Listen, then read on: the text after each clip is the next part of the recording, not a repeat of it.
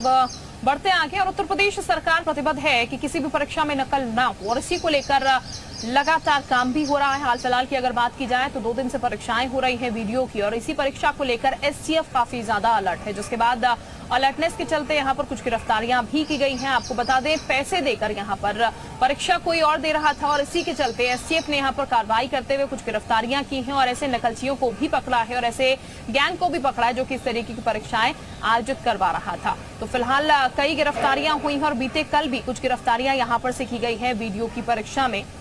ये बता दें आपको, इस तरीके के गैंग लगातार इन परीक्षाओं में काम करते हैं। में ग्राम विकास अधिकारी, ग्राम पंचायत अधिकारी को लेकर परीक्षाएं चली थी। कई जिलों में एसटीएफ ने ऐसे सॉल्वर को पकड़ा है जो इस परीक्षा में चीटिंग कर रहे थे। हमारे साथ मौजूद हैं SSP STF Vikram ji. Sir, कितने लोग को पकड़ा गया है जो इस परीक्षा में सॉल्वर थे, जो चीटिंग कर रहे थे, जो परीक्षा में 2 लोग बैठ गए थे? देखिए, ये वीडियो का री एग्ज़ाम चल रहा था और इसके बारे में स्पेसिफिक इंटेल हमको प्राप्त हुआ कि इसमें एक गैंग है जो सक्रिय है, जिसमें करीब 80 से 90 कैंडिडेट्स हैं जो अभी टेंटेटिव फिगर है। इनको ट्रेन किया है वाया ब्लूटूथ डिवाइस कॉपिंग कराने के लिए। तो इस इंटेल पे कल एसटीएफ की सारी यूनिट्स को अलर्ट किया गया और जिसके परिणाम स्वरूप टोटल कल 14 अरेस्टिंग हुई। तो बहुत शॉर्ट टाइम में ही हम ये ऑपरेशन हमने प्लान किया, ऑर्गेनाइज़ किया और ये रेड्स कंडक्ट की, जिसकी वजह से हम 14 लोगों को कल पकड़ पाए और आज भी करीब ऐसे 4-5 इम्पोस्टर्स हमने डिटेन किए हैं। शाम तक और भी इसकी ये फिगर बढ़ने की संभावना है। ठीक है सर, तो ये थे हमारे साथ तो एसएसपी हैं एसटीएफ के। कहना है कि सॉल्वर को अब लोगों ने 19 पकड़ा है। शाम तक जितने लोग और भी हैं उनकी डिटेल आ जाएगी और ये लोग ब्लूटूथ के जरिए हालांकि नकल कर रहे थे, जिनको एसटीएफ की नज़र थी इनके ऊपर पहले से, उनको पकड़ा गया है। सभी को जेल भेजने की काम किया जा रहा है और काफ़ी पढ़े लिखे लोग भी ये लोग हैं जो लगातार ये काम पहले नहीं करते थे मगर ये काम भी कर रहे थे, जिसमें एक सरगना लेखपाल भी है। अतीक अहमद, जी मीडिया, लखनऊ।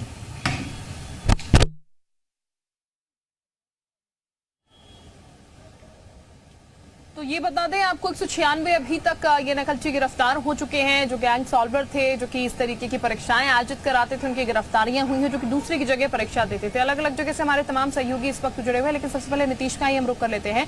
नीतीश, सरकार की सख्ती है, सरकार प्रतिबद्ध है कि इस तरीके की परीक्षाएं ना हो, किसी भी तरीके से कोई धांधलेबाजी ना हो और इसीलिए अब तक इतनी तमाम गिरफ्तारियां जो है वो कर ली गई हैं इन एग्जाम्स में।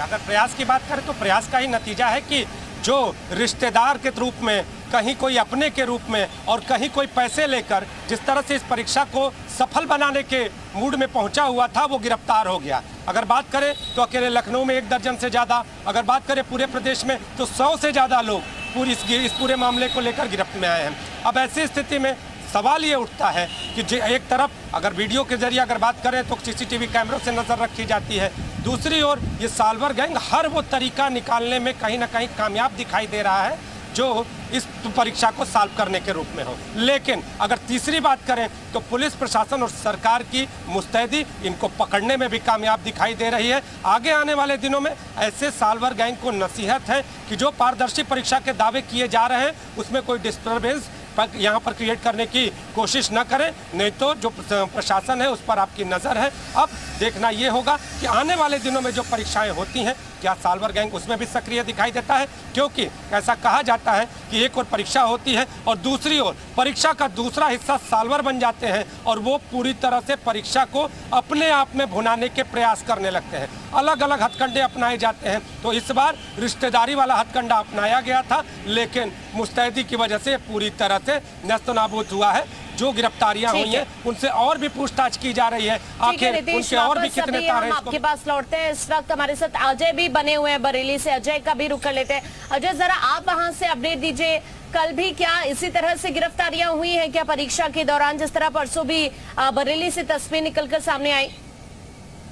देखिए शिल्पा, आपको बता दूं कि बरेली में जो है एसटीएफ का इनपुट था कि वहाँ कहीं ना कहीं जो है यूपी SSSC की परीक्षा में जो है सॉल्वर गिरोह जो है उसमें संलिप्तता दिखाई दे रही है। तो राजकीय मेडिकल कॉलेज हुआ या कांति कपूर इंटर कॉलेज हुआ, तो इसमें इनपुट पर जो है गौर किया गया और उस पर देखा गया कि 1-2 नहीं बल्कि 7 सॉल्वर पकड़े गए। तो उनसे पूछताछ में ये सामने आया कि ये जो गैंग जो नेक्सस पूरा काम करता है ये बिहार का गैंग है और इसमें जो एक्सपर्ट को जो रखा जाता है उनको एक परीक्षा में लगभग 1 से 2 लाख रुपए दिए जाते हैं, जबकि जिनकी जगह बैठाया तो उनसे 10 से 15 लाख रुपए पैसा लिया जाता है। तो सीधे तौर पे ये कहा जा सकता है कि एक बड़ा गिरोह है जो काम करता है। कल की बात की जाए तो परसों जो है 7 सॉल्वर पकड़े गए थे। कल भमौरा में एक सूचना मिली थी कि वहां इस तरह का एक सॉल्वर आ रहा है, लेकिन वहां जब जांच की गई तो वहां पाया गया, एसपी ने ये वर्जन जारी किया था कि वो जो है एक भूल थी, क्योंकि उस तरह से जिस तरह से सूचना थी कि बायोमेट्रिक उसका मैच नहीं कर रहा, वो टेक्निकल एक एरर था और वो उसके बाद में हो गया था। लेकिन यहाँ गौर करने वाली बात यह है कि शिल्पा,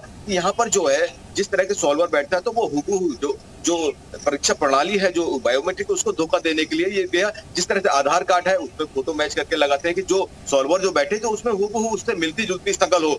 इसी तरह से जो है बायोमेट्रिक को धोखा करने की कोशिश करी थी। लेकिन हाँ, जो प्रणाली शिक्षा प्रणाली जो यहाँ पे रखी गई थी उसमें पकड़ में आ गया। एसटीएफ को पहले से ही इनपुट था कि कहीं ना कहीं जो है सॉल्वर गिरोह जो है पूरे यूपी में सेंध मारने के रहे। बरेली में 7 लोग पकड़े गए, तो एक बड़ा कार्रवाई की जा सकी एसटीएफ की। और आगे हमने जी मीडिया ने बरेली के युवाओं से ही बात की थी, उन्होंने सीधे सीधे तौर पर कहा था कि हम साल 2-2 साल तैयारी करते हैं, लेकिन उस बीच अगर सॉल्वर एक्सपर्ट आ जाता है तो कहीं ना कहीं उनकी जो तैयारियां होती हैं वो सॉल्वर जो एक्सपर्ट होते हैं उनसे कमतर होती है। तो उन्होंने सीधे तौर पर योगी सरकार से मांग करी है कि इस तरह के गिरोह पे जो है सख्त से सख्त कार्रवाई की जाए। जी बिल्कुल अजय, वापस आपके पास लौटते हैं। हमारे साथ अतुल भी इस वक्त गोंडा से जुड़े हुए हैं। अतुल का हम जरा रुक कर लेते हैं। अतुल, गोंडा की क्या तस्वीरें? तमाम जगह गैंग सॉल्वर जो है, एग्जाम सॉल्वर जो है वो पकड़े जा रहे हैं। गोंडा में क्या तस्वीर सामने आई है? यहाँ पर से कितनी गिरफ्तारियां हुई हैं?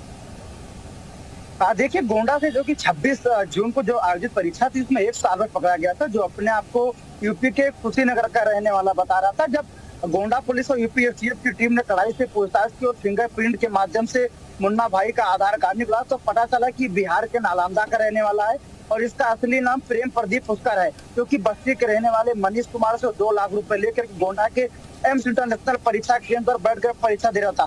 देखिए, सबसे बड़ी बात इस बार जो सॉल्वर है वो आधार कार्ड का प्रयोग नहीं कर रहे थे, बल्कि पैन कार्ड का प्रयोग कर रहे थे। अतुल, अभी हम वापस आपके पास लौटते हैं। वेदेंद्र भी इस वक्त हमारे साथ आजमगढ़ से बने हुए। वेदेंद्र, आप जरा आजमगढ़ से अपडेट दीजिए, वहां पर क्या तस्वीर कल की रही परीक्षा के दौरान की?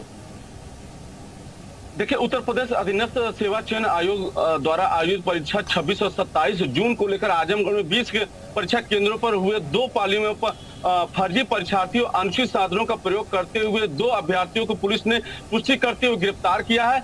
परीक्षा के दौरान ब्लूटूथ डिवाइस प्रयोग करते हुए एक अभ्यर्थी जौनपुर का रहने वाला विकास कुमार गुप्ता को गिरफ्तार किया गया, जो अग्रसेन इंटर कॉलेज में द्वितीय पाली की परीक्षा में विकास की जब तलाशी ली गई तो कान के भीतर ब्लूटूथ और डिवाइस शर्ट के कंधे पर मिला। आरोपी के विरुद्ध उत्तर प्रदेश सार्वजनिक परीक्षा अधिनियम के तहत मुकदमा दर्ज कर विधिक कार्रवाई की गई। वहीं दूसरा मामला फर्जी डॉक्यूमेंट के साथ एक और आरोपी पकड़ा गया जो नगर के सेंट जेवियर्स परीक्षा केंद्र पर परीक्षार्थी धनराज द्वारा। ठीक है वेदेंद्र, आप सभी सहयोगियों का शुक्रिया ये तमाम जानकारी साझा करने के लिए और खबरों